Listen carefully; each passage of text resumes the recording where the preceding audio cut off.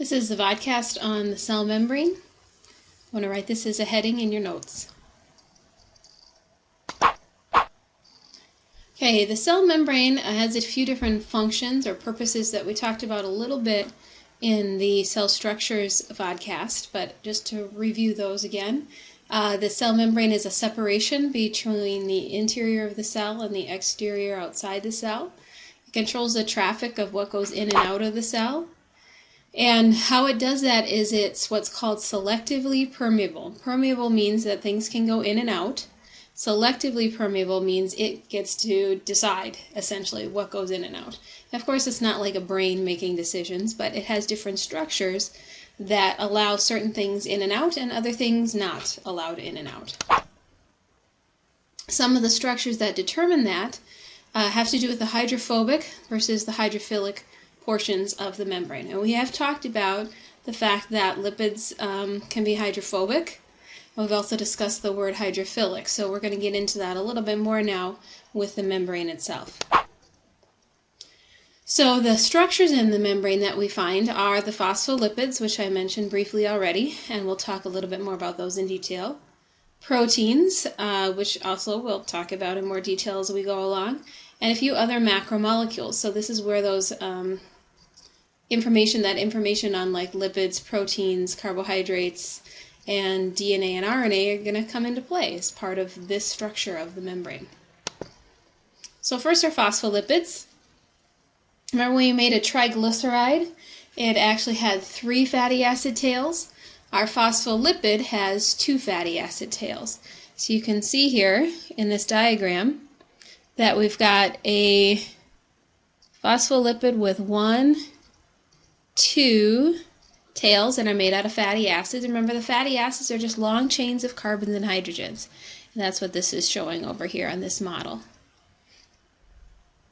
All right, so those are the fatty acid chains. The second part of a phospholipid is the phosphate molecule. Phosphate is actually PO4 with a positive charge. I'm going to write that small here. There, close enough. And it's got the head portion of the phospholipid molecule. So there's phosphate stuck in there with some oxygens, and those make up together the phospholipid with the fatty acid tails. Now, the reason it's important that we take a look at these phospholipids is this is what determines what's coming in and out of the cell. So the fatty acid tails I just talked about are actually hydrophobic. Okay, they do not interact well with water. However, the phosphate head portion that we just discussed is hydrophilic, so it will interact with water. So that kind of gives the membrane different portions or different chemical sections that start to allow its selectivity in what can go through the membrane itself. Now, we don't just have a bunch of phospholipids, randomly scattered around the membrane. They actually have a certain arrangement, a certain configuration, and we call that a bilayer. And this is what that bilayer looks like.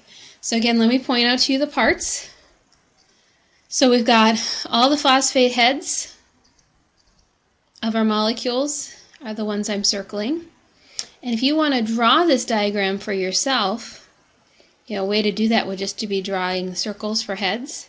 So there's one layer of it there, but bilayer means 2. So we've got another layer of phospholipids with their heads down here. So you can draw 2 layers of heads. And then, as we know, phospholipids also have tails, 2 tails each. And draw those in red, just so, maybe I'll do them in highlighter red so they show up better.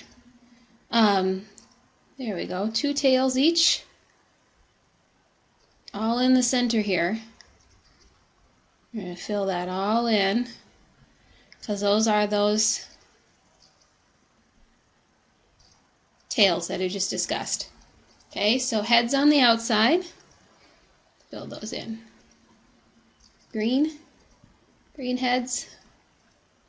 As you're drawing this, as I said, you can just draw these as circles. And then 2 tails on each one, and the tails are arranged tail to tail. So they meet in the middle. Okay, so that's how our bilayer, our double layer of phospholipids works. What does that mean for where we've got hydrophobic and hydrophilic interactions? Well, we've got in the middle, or the interior, hydrophobic area, right? That's where all the tails are. So here's our hydrophobic or non-polar area. Remember we talked about what polar meant in a water molecule, separation of charges. So this one is not charged, an uncharged area, non-polar, hydrophobic tails. And then on the outside edge of the cell and the inside of the edge of the cell, it's hydrophilic and polar. In other words, there was that charge. Remember I said the phosphate molecule had a charge on it. Okay, so this creates a separation in the chemical environment of the membrane, which starts to differentiate what can go in and out of the cell. Moving along then, the other things that we find in the membrane are some other types of proteins and macromolecules stuck inside those phospholipids. So on this diagram you can see that there are different types of phosphate heads, all in blue here, that I'm just kind of scribbling over the top of. We've got the interior has some blue phosphate heads, and the exterior has blue phosphate heads. Okay, so that we're familiar with. Okay, then we can highlight again in red all of our fatty acid chains. Right, there's our middle, or a hydrophobic or nonpolar section. Right, that's what we just talked about. But then there's these other structures that look a little different. We've got these strange, hexagon things sticking out of here. We've got these fibers crisscrossing on the inside and the outside. We've got these coily little guys. We've got big chunky purple things. Okay, those are all part of the membrane as well. Oh, and then these little yellow guys embedded in here. So the membrane is not just phospholipids. It's got a lot of other stuff stuck inside it as well. It's a collage, as it said at the top. It's a collage. Sometimes they call it a mosaic of proteins and other molecules.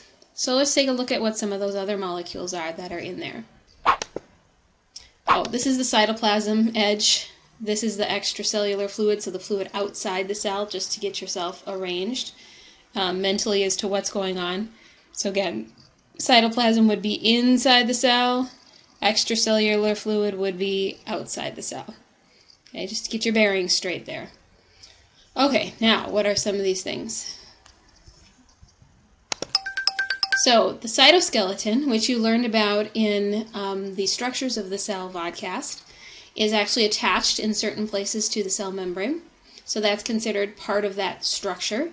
And we know the cytoskeleton is made of often microfilaments and things like that. The phospholipids, of course, we just talked about. Those little yellow guys that are stuck in the phospholipids are actually cholesterol. Remember, cholesterol is a type of lipid.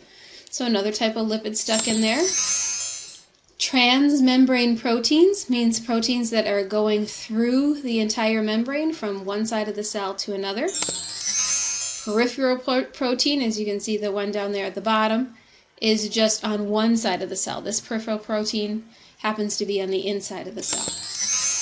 Glycoprotein, the glyco portion of that word refers to a carbohydrate, and the protein obviously refers to a protein. So this is a protein in purple, right here, which has a sugar chain attached to it, or a carbohydrate chain. So we call it a glycoprotein, because it's two different macromolecules stuck together.